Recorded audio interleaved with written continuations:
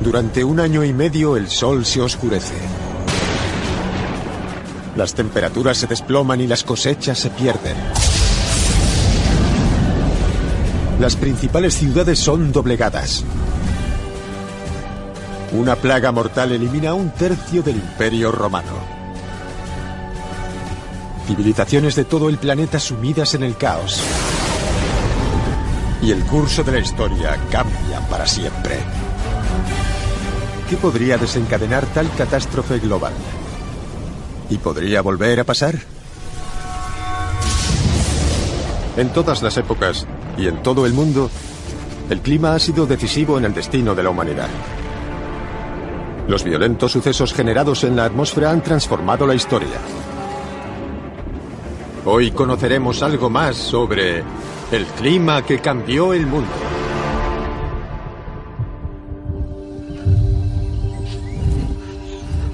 Esta historia empieza con un misterio. Extrañas crónicas del año 536 que detallan cómo el sol dejó de brillar, sumiendo al mundo en el hambre y la miseria. Los escribas romanos registraron lo sucedido. El sol se oscureció y su oscuridad duró 18 meses. Todos los días brillaba durante 4 horas, pero su luz no era más que una débil sombra. Todos declaraban que el sol no volvería a recuperar toda su luz. Y en el otro lado del mundo quedó registrado por funcionarios chinos. Hubo una gran hambruna. La gente huía buscando comida y supliqué al emperador que abriera los graneros del estado para proporcionar ayuda.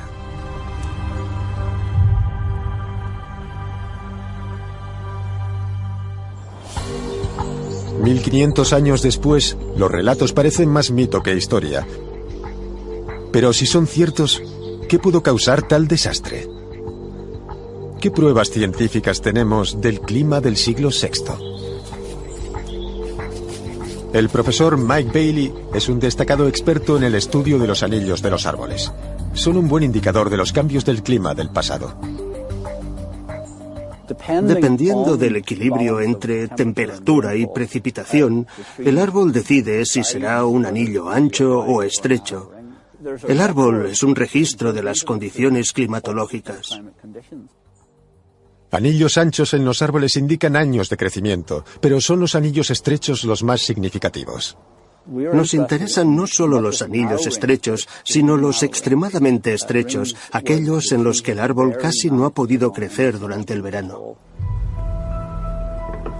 En su colección, el profesor Bailey tiene una muestra de roble preservada en una turbera irlandesa. Data del siglo VI. Aquí podemos ver la pieza de madera en el microscopio. Muestra anillos muy claros del 532 al 535. Y en el 536, un año de interés. De pronto, en el 540, tenemos esta banda estrecha de vasos primaverales. Y a partir de aquí no muestra más signos de crecimiento en los anillos durante unos 7 años. Los anillos estrechos de la muestra confirman el desastre ecológico del siglo VI, e indicios en los anillos de los árboles por todo el mundo apuntan una historia parecida. Que a partir del año 536, el clima se volvió tan frío que los árboles casi no podían crecer. Pero, ¿qué pudo causar un cambio tan grande en el clima mundial?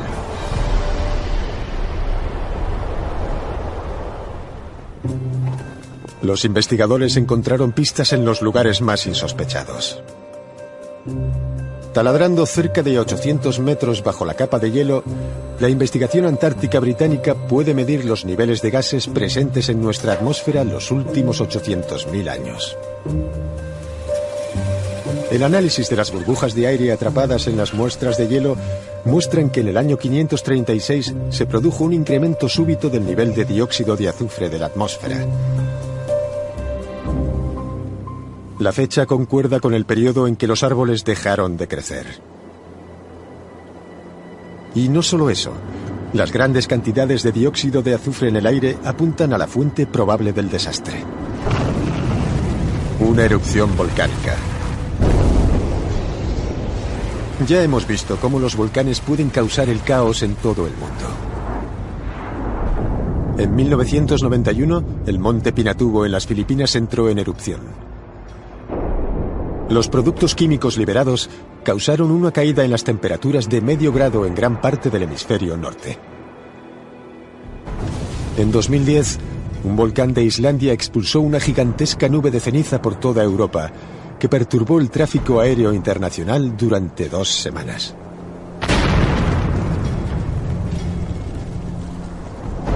El vulcanólogo Nick Petford observa y escucha los temblores de la erupción.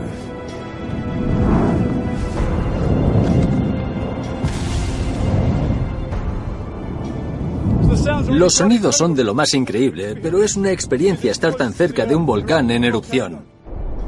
No todos los volcanes tienen la capacidad explosiva como para expulsar escombros en la atmósfera. Nick ha ido al Teide, en Tenerife, para comprobar las características distintivas de un volcán explosivo.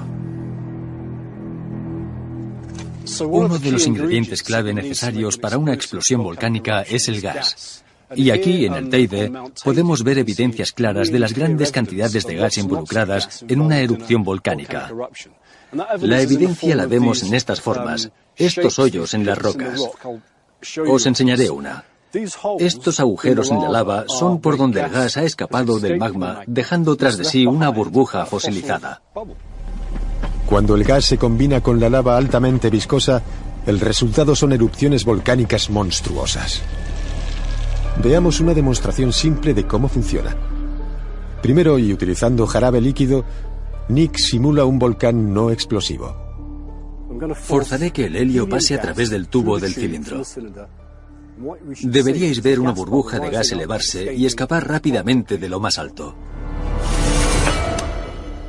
Lo que veis es una burbuja enorme elevándose sin esfuerzo. Explotará en la superficie y creará una burbuja. Es como una burbuja de gas que se eleva en un magma líquido. No provoca una erupción volcánica porque el gas pasa fácilmente y explota como una burbuja en lo más alto del flujo de lava. Ahora Nick añade azúcar al jarabe para simular una lava viscosa y pegajosa, del tipo asociada a los volcanes explosivos.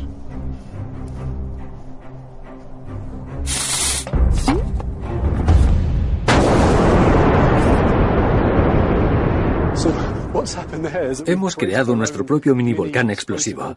Es más viscoso y al gas le cuesta más escapar.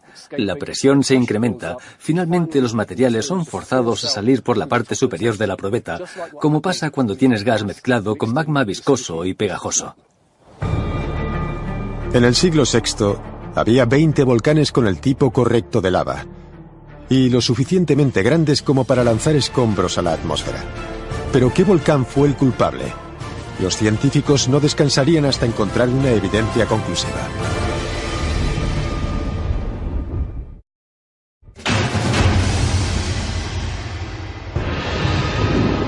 En el año 536, una nube oscura se extendió por todo el mundo tapando el sol. Los científicos creen que el culpable fue un volcán gigantesco. Pero ¿dónde estaba? Encontraron pistas estudiando el clima.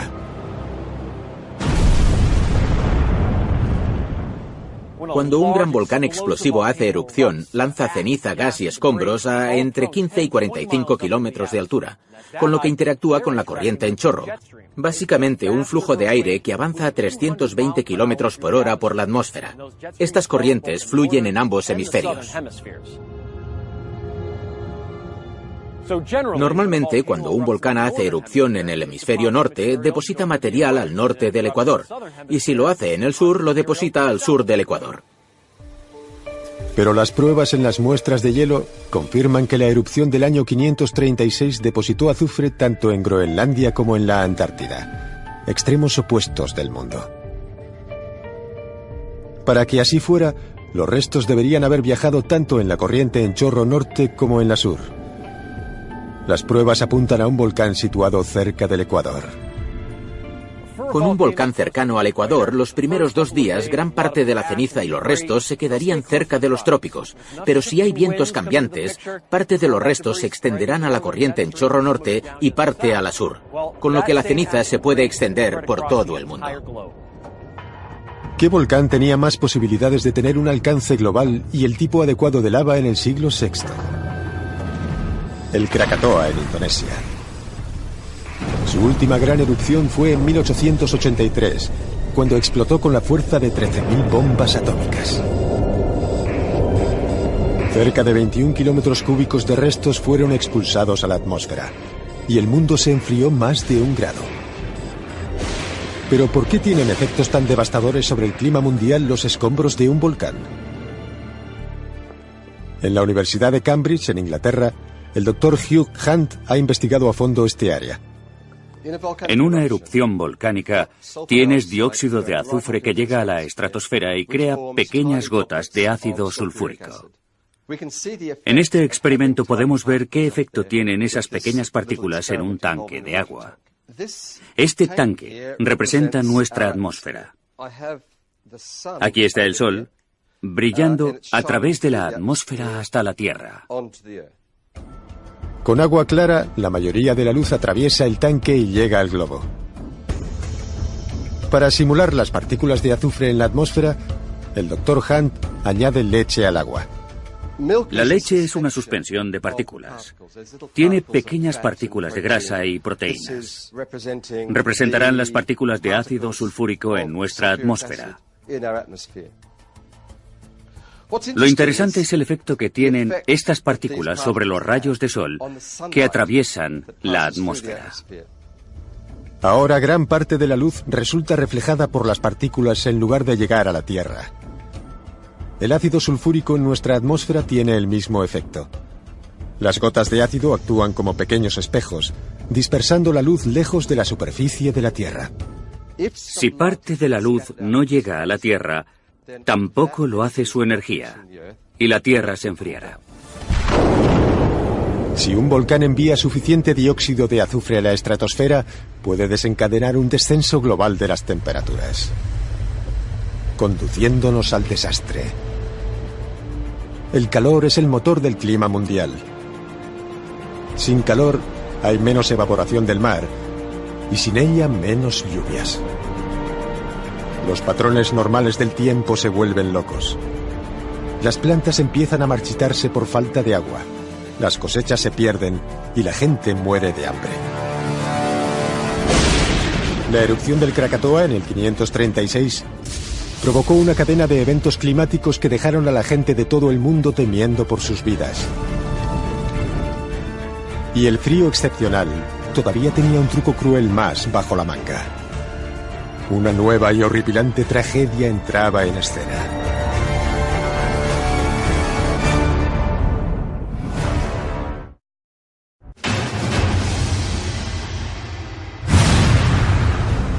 En el 536, el Krakatoa en Indonesia hace erupción y creemos que extendió una densa nube de ceniza volcánica por todo el mundo, bloqueando el sol y provocando sequía y hambre.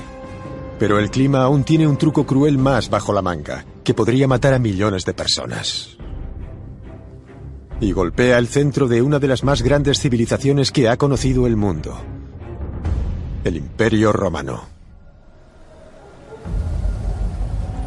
En el siglo VI, el Imperio Romano de Oriente florecía bajo un nuevo y poderoso emperador, Justiniano I. El trono de Justiniano estaba en Constantinopla, la actual Estambul, a unos 9.600 kilómetros del Krakatoa.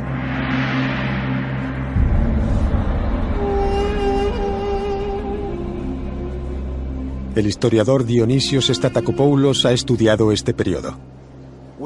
Estamos en la iglesia de Santa Sofía, la iglesia de la divina sabiduría, construida por el emperador Justiniano. Es un símbolo de su ambición y la confianza y riqueza de su imperio. Pocos edificios sobreviven desde el siglo VI. Pero la iglesia de Santa Sofía fue completada en Estambul en el 537, justo un año después de la erupción. y en el espacio de 4 años la ciudad fue diezmada por la peste bubónica.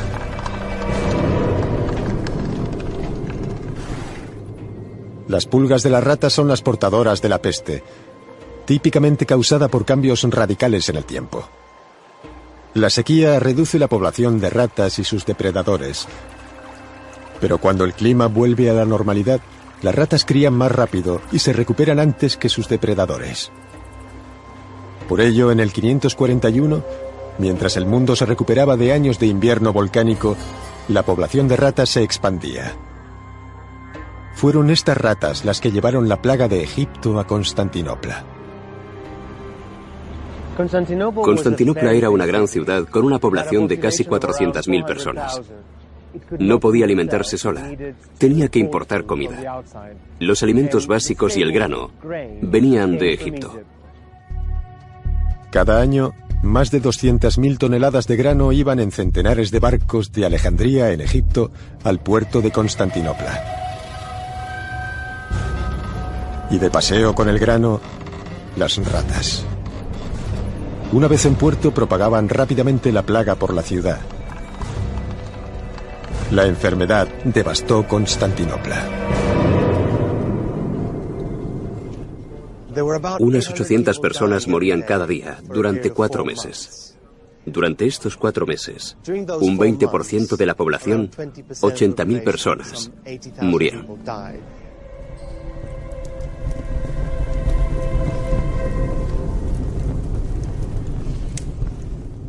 Durante los siguientes 50 años, la plaga se extendió por Asia y Europa, matando unos 25 millones de personas, un tercio de la población del imperio. El gran imperio romano de Oriente fue doblegado. Llega primero a los puertos y de ahí viaja tierra adentro, incluso a pequeñas áreas rurales. Obviamente el impacto fue considerable. Al final de este periodo, el imperio quedó muy reducido. Décadas después de la erupción del Krakatoa en Indonesia, en todo el mundo el hambre y la sequía continuaban haciendo caer civilizaciones. De México a Mongolia. Un caos global provocado por un invierno volcánico, una prueba aterradora del poder que tiene el clima sobre nosotros. Y lo más aterrador, podría volver a pasar.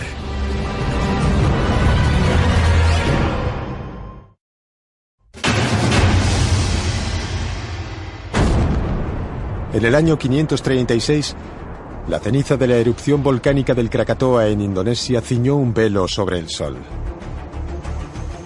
Las temperaturas mundiales se desplomaron. El hambre y las plagas devastaron las civilizaciones del mundo. ¿Pero esta catástrofe podría volver a suceder? El Krakatoa entró en erupción en 1883, matando a más de 36.000 personas y cambiando los patrones de clima mundiales durante más de 5 años. Actualmente este volcán es demasiado pequeño como para suponer una amenaza. Sin embargo, hay un lugar que sí está despertando las inquietudes de los científicos. El Parque Nacional de Yellowstone es una de las zonas del mundo de mayor belleza natural. Atrae 3 millones de turistas al año. Y es una de las zonas de mayor actividad geológica. A 8 kilómetros bajo tierra, un gran depósito de magma se extiende con un ancho de 48 kilómetros y 10 kilómetros de profundidad. Es el supervolcán más grande del mundo.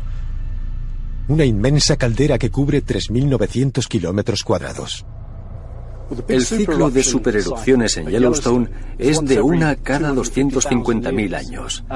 Hay signos que indican que actualmente la caldera está agitada.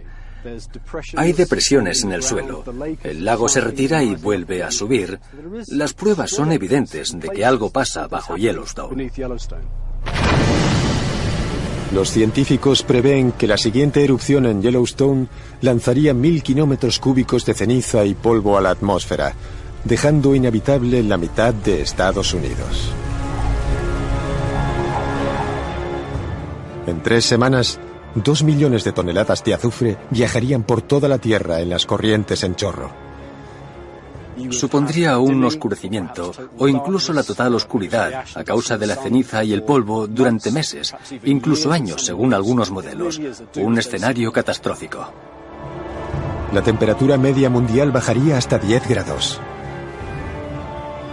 Y los devastadores efectos climáticos podrían durar una década.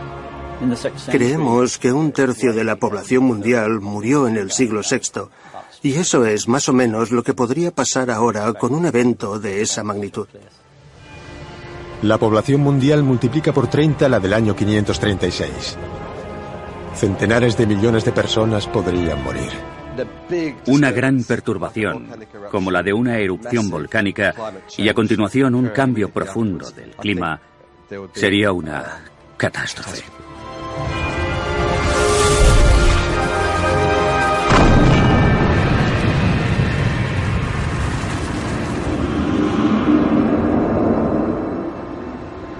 ¿Puede un cambio en el clima doblegar una civilización moderna? El tiempo lo dirá.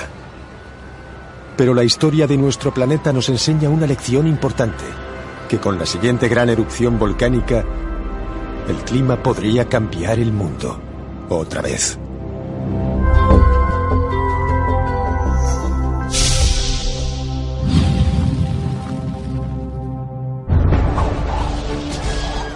En 1812, el emperador francés Napoleón Bonaparte invadió Rusia. Pero en el proceso perdió su ejército y finalmente su imperio. Más de un siglo después, los soldados nazis de Hitler sufrieron el mismo destino. Pero esos ejércitos no fueron derrotados por las tropas rusas. El despiadado enemigo era el invierno ruso. En todas las épocas y en todo el mundo, el clima ha sido decisivo en el destino de la humanidad. Los violentos sucesos generados en la atmósfera han transformado la historia. Hoy conoceremos algo más sobre el clima que cambió el mundo.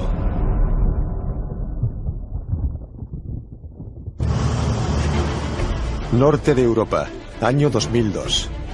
Obreros de la construcción desentierran un siniestro misterio. Una fosa común con más de 3.000 esqueletos. Indicios en la arena revelan que se trata de los restos de parte del ejército francés de Napoleón, una de las mayores fuerzas de combate de la historia. Pero esta tumba francesa no está en Francia. Está a más de 1.600 kilómetros, en Vilna, Lituania. ¿Por qué hay tantos hombres de Napoleón enterrados aquí, tan lejos de casa? El historiador Ben Townsend cree que la clave del misterio es el frío invierno ruso de 1812. En 1812, Napoleón estaba en la cima de su poder. Casi toda la Europa continental estaba bajo control. Solo faltaba Rusia. Así que reúne un ejército para la invasión. Más de 500.000 de hombres y 175.000 caballos se preparan para entrar en Rusia. Por aquel entonces, era la mayor fuerza militar jamás creada. Napoleón se sentía invencible. ¿Qué podía ir mal? Lo había preparado todo. El ejército francés era el mejor del mundo. Además, superaban al ejército ruso en una proporción de 3-1. Napoleón y su gran armada partieron. El 24 de junio llegaron al borde oriental de Europa y cruzaron el río Niemen, llegando a Rusia. Solo uno de cada 22 soldados regresará. Napoleón planea aplastar el ejército ruso cerca de la frontera y forzarlos a firmar la paz con sus condiciones. Pero en vez de eso, el ejército ruso se retira. Napoleón lo sigue, dirigiendo a sus hombres por las amplias llanuras, adentrándose cada vez más en territorio ruso.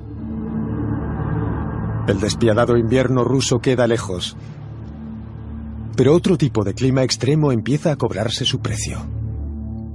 Rusia tiene un clima con una variabilidad extrema de la temperatura. Los soldados de Napoleón debieron esforzarse para soportarlo. Durante el verano las temperaturas pueden superar los 37 grados, pero en invierno pueden llegar a menos 67. Muy parecido a lo que vemos en las llanuras americanas, en Nebraska o Kansas. La razón es la misma en ambos casos. Ambos lugares están a centenares de kilómetros del océano. Océanos como el Atlántico tardan mucho más que la Tierra en almacenar y liberar el calor. Actúan como un disipador térmico. Así regula la temperatura manteniendo un clima suave en las costas. Pero en el corazón de Rusia, a miles de kilómetros del mar, los cambios estacionales son extremos. El agobiante calor estival agota al ejército francés y mata a miles de caballos, dificultando el transporte de artillería y provisiones. El enemigo en retirada aún complica más las cosas. El ejército ruso deja un sendero de destrucción a su paso. Lo queman todo, haciendo imposible que Napoleón alimente y abastezca a su ejército. Finalmente, el 14 de septiembre de 1812, el ejército de Napoleón llega a la capital rusa, Moscú. Tras 3 largos meses persiguiendo a los rusos, Napoleón confía que finalmente pidan paz. En vez de rendirse, el ejército ruso prende fuego a su ciudad, decididos a dejar sin suministros a Napoleón. Napoleón resiste en Moscú 35 días, esperando que los rusos abran negociaciones. Pero guardan silencio. Mientras tanto, el tiempo pasa y el famoso invierno ruso se acerca. El ejército de Napoleón ha viajado 2.400 kilómetros y todavía no saben con qué se van a enfrentar. Los hombres de Napoleón esperan en Moscú y no se dan cuenta de que el invierno ya ha empezado en Siberia. Siberia es para Rusia como el norte de Canadá para los Estados Unidos. Es donde el aire frío se congela. Es uno de los lugares más fríos de todo el hemisferio norte. Con las altas presiones invernales subiendo, el aire descendiente llega a todo el país enviando aire frío en dirección oeste. Mientras esta oleada de aire frío viaja en dirección oeste hacia Moscú, Rusia se ve envuelta en un frío helador. El invierno ruso es así. Mientras Napoleón resistía en Moscú, no tenía ni idea del papel que iba a tener el clima en su caída. Tras semanas de saqueos de los tesoros de Moscú, Napoleón ordena finalmente la retirada el 18 de octubre. El ejército francés se dirige a casa, sin darse cuenta de que marchan de cabeza a las garras del invierno. El invierno provoca todo tipo de problemas. Por ejemplo, 2,5 centímetros de lluvia equivalen a 25 centímetros de nieve, y en Rusia lo normal son metros de nieve en un invierno típico. Pensad en la armada napoleónica avanzando 1.300 kilómetros a través de la nieve, sin estar acostumbrados. Debió ser una verdadera pesadilla. La temperatura cae hasta los 40 bajo cero. El aliento se convierte en hielo al salir de la boca. Ríos y lagos completamente congelados. Para investigar cómo debía ser el invierno ruso, el meteorólogo Thomas Schaffernaker y el historiador Ben Tausen colaboran en un experimento. Estamos en una cámara refrigerada con una temperatura de menos 35 grados, un frío increíble. Tenemos la capacidad de recrear las condiciones del invierno de 1812. Aquí tengo agua caliente. La voy a verter en esta placa de Petri para comprobar lo rápido que el agua se congela a estas bajísimas temperaturas. 10 minutos después y el agua ha empezado a congelarse. Aquí se ve claramente el hielo, lo que obviamente son malas noticias para los soldados de Napoleón y para su suministro de agua. Vamos a traer a Ben para comprobar qué sentían los propios soldados. Vamos, Ben. Ben lleva una réplica del uniforme de los soldados de Napoleón. ¿Hace frío? Sí, mucho frío. Una ropa elegante, pero que no está diseñada para los 50 bajo cero. Lo estoy notando de verdad. Mis extremidades y mi estómago ya están fríos. Sí. No tiene muchas capas, ¿no? Solo una camisa y un trocito de lana me separan de un frío de menos 40. Ben no aguanta más de 10 minutos estas condiciones. Pero los hombres de Napoleón se enfrentan a este frío extremo durante semanas. Los soldados tomaron medidas desesperadas para mantener el calor. Cualquier cosa servía como barrera contra el frío, desde la piel de la silla del caballo hasta elegantes sedas y vestidos robados en Moscú. Un coronel francés escribió: gradualmente las provisiones y el botín de Moscú iban apareciendo. Era divertidísimo ver cómo esas caras bronceadas, esos mostachos, esos hombres temibles iban cubiertos con las ropas más delicadas.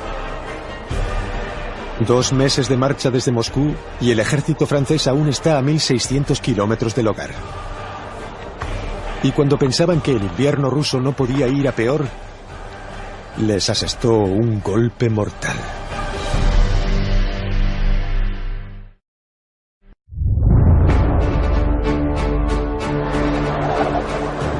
...6 de noviembre de 1812...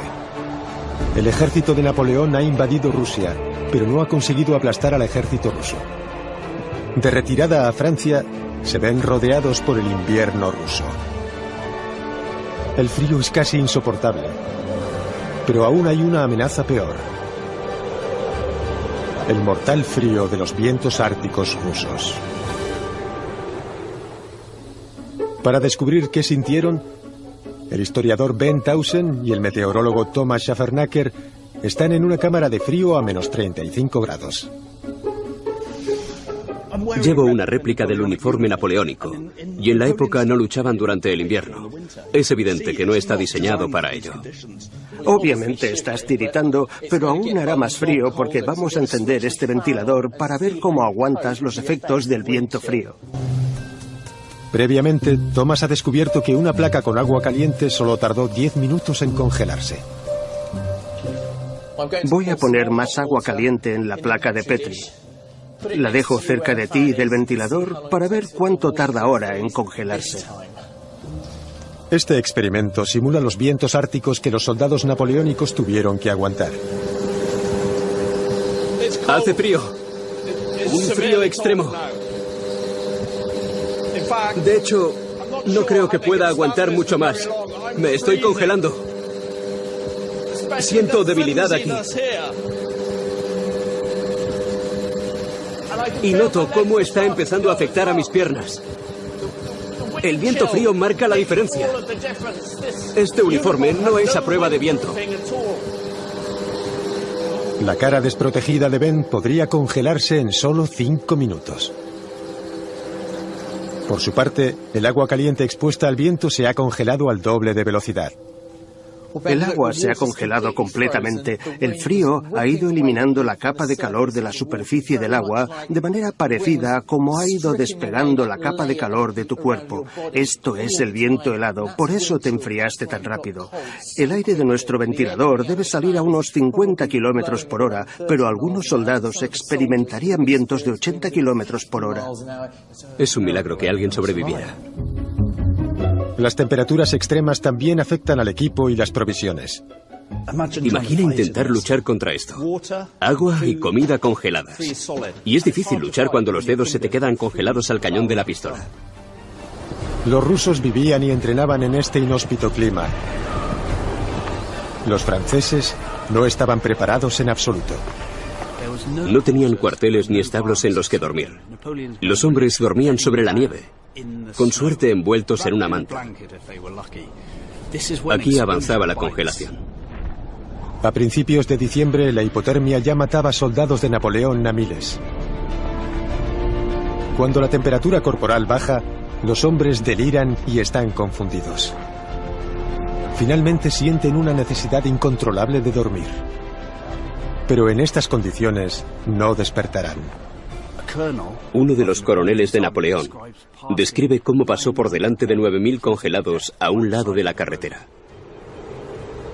Y no solo eran los hombres los que no estaban preparados para el invierno ruso. Tampoco los caballos. Los efectos de lo que sucedió a continuación no solo le costarían la misión, sino su imperio.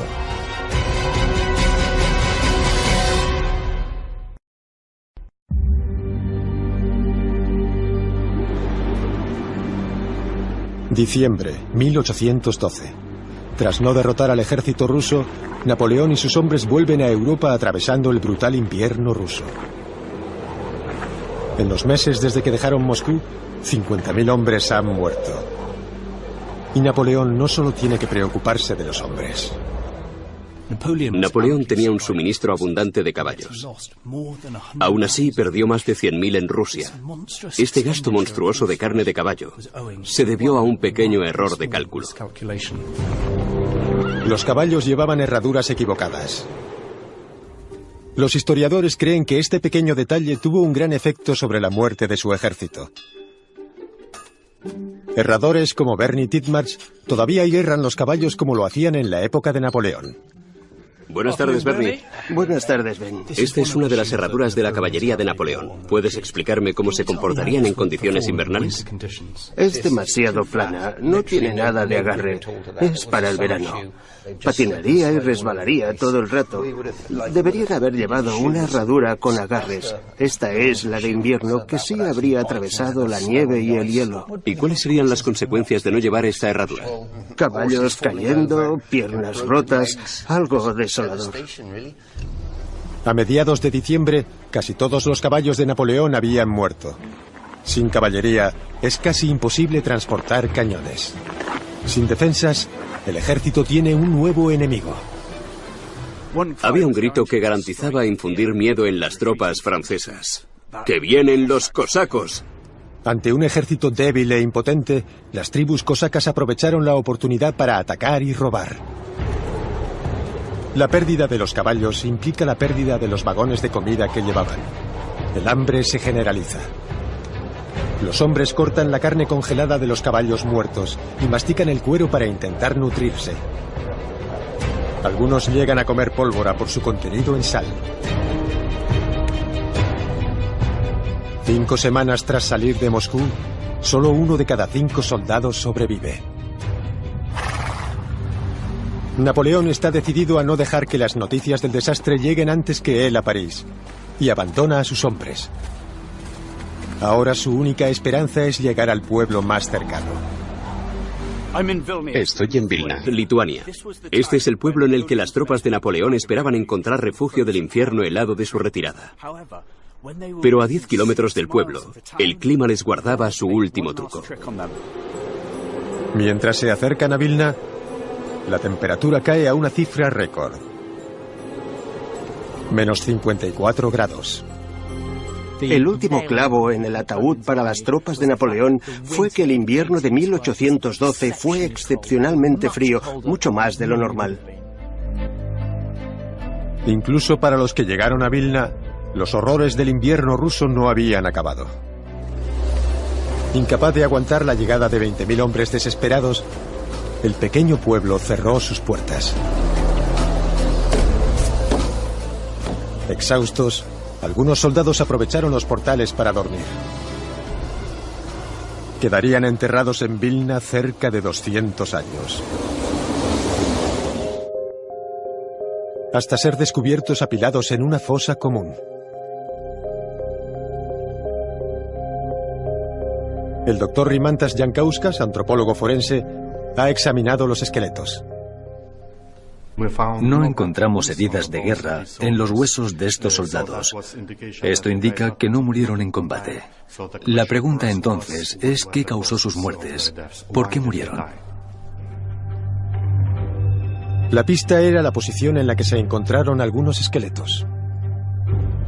Algunos de los cuerpos de la fosa común se encontraron en posición embrionaria. Es la posición que la gente adopta cuando se congelan para preservar el calor. Esto coincide con las fuentes históricas que dicen que se congelaban por las calles y morían inmediatamente. Rimantas calcula que unos 20.000 soldados franceses están enterrados en Vilna. De los 400.000 hombres que Napoleón llevó a Rusia, menos de 20.000 regresaron cruzando puentes y a través del hielo. Fue el mayor desastre militar de la historia. Napoleón perdió su ejército y condenó al imperio francés. En 1815 Napoleón había levantado otro ejército, pero le faltaban caballos. La caballería de Napoleón no se recuperó de la tremenda pérdida en Rusia. Este sería un factor decisivo en su derrota final en Waterloo. Napoleón había juzgado erróneamente el clima ruso con consecuencias devastadoras. 130 años después, ¿pudo un hombre con un ejército aún mayor superar el invierno ruso?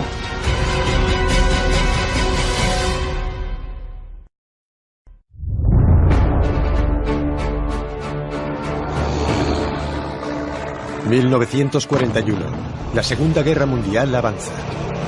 Como Napoleón antes que él, Hitler invade Rusia con más hombres y maquinaria que nunca antes. Pero la guerra ha cambiado desde la invasión napoleónica. Los tanques y los camiones han sustituido a los caballos y son mucho más resistentes al mal tiempo. Hitler tenía una fe absoluta en su ventaja tecnológica sobre los rusos. E ignoró tozudamente el papel que jugó en la retirada de Napoleón. Ni tan siquiera discutía la derrota invernal de Napoleón con sus asesores. En junio de 1941, 3 millones de hombres cruzan la frontera rusa en un frente de 3.200 kilómetros. Como Napoleón, Hitler confía en una victoria rápida. Pero como Napoleón, sus hombres llevan uniformes ligeros de verano. Al principio, las tropas de Hitler triunfaron, pero entonces el clima giró en su contra. Una serie de tormentas otoñales convirtieron las carreteras en un gran cenagal. Los soldados quedaron inmovilizados. Mientras luchaban por avanzar, llegó el invierno ruso. La temperatura cae a menos 52 grados. El efecto es devastador sobre los hombres. Todavía llevaban los uniformes de verano. Empezaron a morir congelados y rápidamente los abrigos de las víctimas de Auschwitz fueron enviados al frente oriental para evitar la congelación. Pero el frío también dejó inservible su equipo. La tecnología era lo que permitía a Hitler distanciarse del desastre de Napoleón. Las armas alemanas eran muy sofisticadas. Dejaron de funcionar cuando cayeron las temperaturas. Las rusas, de diseño más simple, seguían funcionando. Los percutores de los rifles se rompían. Las ametralladoras se encasquillaban. Como Napoleón con sus caballos, los nazis perdían su transporte. Los tanques y camiones quedaban atascados en la nieve. Literalmente, la historia se repite. Tras 3 años de lucha en el frío, el ejército alemán es apaleado en las ruinas de Stalingrado. El mito del invencible ejército alemán queda destruido. 25 millones de personas mueren en los campos de batalla de Rusia o cerca de ellos. El ejército alemán está roto y exhausto. No puede defender el imperio. Una vez más, el invierno ruso destruye la mayor maquinaria de guerra de la época. Para Hitler, como lo fue para Napoleón, es el principio del fin. La guerra acaba en 1945. Y por segunda vez en 2 siglos, el clima ruso ha eliminado un poderoso ejército. La lección que nos da la historia es que puedes tener el ejército más grande o el mejor, pero si ignoras el tiempo, será tu perdición. Una y otra vez, las fuerzas de la naturaleza han machacado la voluntad del hombre y han cambiado la historia.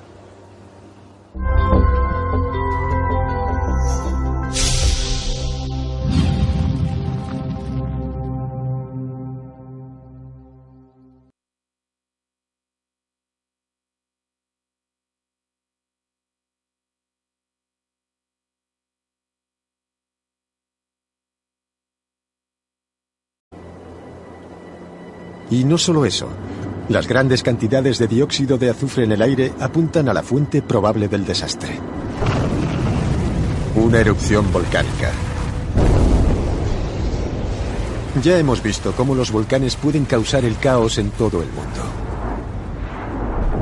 En 1991, el monte Pinatubo en las Filipinas entró en erupción. Los productos químicos liberados causaron una caída en las temperaturas de medio grado en gran parte del hemisferio norte. En 2010, un volcán de Islandia expulsó una gigantesca nube de ceniza por toda Europa, que perturbó el tráfico aéreo internacional durante 2 semanas.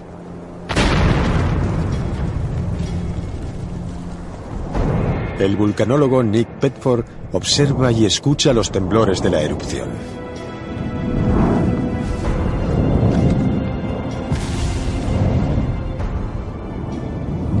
Los sonidos son de lo más increíble, pero es una experiencia estar tan cerca de un volcán en erupción. No todos los volcanes tienen la capacidad explosiva como para expulsar escombros en la atmósfera. Nick ha ido al Teide, en Tenerife, para comprobar las características distintivas de un volcán explosivo. Uno de los ingredientes clave necesarios para una explosión volcánica es el gas. Y aquí, en el Teide, podemos ver evidencias claras de las grandes cantidades de gas involucradas. Aquí podemos ver la pieza de madera en el microscopio. muestra anillos muy claros del 532 al 535. Y en el 536, un año de interés. De pronto, en el 540, tenemos esta banda estrecha de vasos primaverales. Y a partir de aquí no muestra más signos de crecimiento en los anillos durante unos 7 años. Los anillos estrechos de la muestra confirman el desastre ecológico del siglo VI, e indicios en los anillos de los árboles por todo el mundo apuntan una historia parecida. Que a partir del año 536, el clima se volvió tan frío que los árboles casi no podían crecer. Pero, ¿qué pudo causar un cambio tan grande en el clima mundial?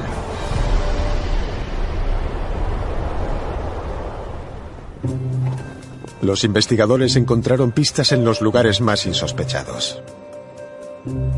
Taladrando cerca de 800 metros bajo la capa de hielo, la investigación antártica británica puede medir los niveles de gases presentes en nuestra atmósfera los últimos 800.000 años. El análisis de las burbujas de aire atrapadas en las muestras de hielo muestran que en el año 536 se produjo un incremento súbito del nivel de dióxido de azufre de la atmósfera. La fecha concuerda con el periodo en que los árboles dejaron de crecer. Durante un año y medio el sol se oscurece. Las temperaturas se desploman y las cosechas se pierden. Las principales ciudades son doblegadas. Una plaga mortal elimina a 1/3 del Imperio Romano. Civilizaciones de todo el planeta sumidas en el caos. Y el curso de la historia cambia para siempre. ¿Qué podría desencadenar tal catástrofe global? ¿Y podría volver a pasar?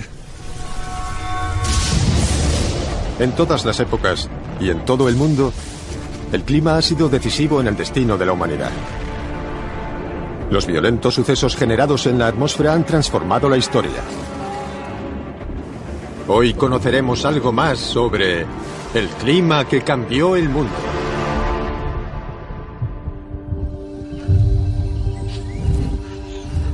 Esta historia empieza con un misterio. Extrañas crónicas del año 536 que detallan cómo el sol dejó de brillar, sumiendo al mundo en el hambre y la miseria. Los escribas romanos registraron lo sucedido. El sol se oscureció y su oscuridad duró 18 meses. Todos los días brillaba durante 4 horas, pero su luz no era más que una débil sombra.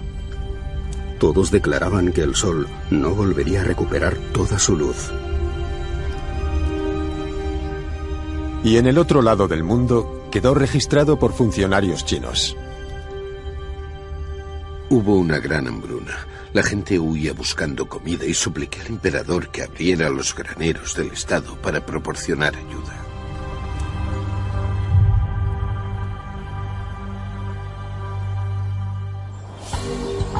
«1500 años después, los relatos parecen más mito que historia. Pero si son ciertos, ¿qué pudo causar tal desastre? ¿Qué pruebas científicas tenemos del clima del siglo VI? El profesor Mike Bailey es un destacado experto en el estudio de los anillos de los árboles. Son un buen indicador de los cambios del clima del pasado. Dependiendo del equilibrio entre temperatura y precipitación, el árbol decide si será un anillo ancho o estrecho. El árbol es un registro de las condiciones climatológicas. Anillos anchos en los árboles indican años de crecimiento, pero son los anillos estrechos los más significativos. Nos interesan no solo los anillos estrechos, sino los extremadamente estrechos, aquellos en los que el árbol casi no ha podido crecer durante el verano. En su colección, el profesor Bailey tiene una muestra de roble preservada en una turbera irlandesa. Data del siglo VI. En una erupción volcánica. La evidencia la vemos en estas formas, estos hoyos en las rocas. Os enseñaré una. Estos agujeros en la lava son por donde el gas ha escapado del magma, dejando tras de sí una burbuja fosilizada. Cuando el gas se combina con la lava altamente viscosa, el resultado son erupciones volcánicas monstruosas. Veamos una demostración simple de cómo funciona. Primero, y utilizando jarabe líquido, Nick simula un volcán no explosivo. Forzaré que el helio pase a través del tubo del cilindro. Deberíais ver una burbuja de gas elevarse y escapar rápidamente de lo más alto. Lo que veis es una burbuja enorme elevándose sin esfuerzo. Explotará en la superficie y creará una burbuja. Es como una burbuja de gas que se eleva en un magma líquido. No provoca una erupción volcánica porque el gas pasa fácilmente y explota como una burbuja en lo más alto del flujo de lava. Ahora Nick añade azúcar al jarabe para simular una lava viscosa y pegajosa, del tipo asociada a los volcanes explosivos.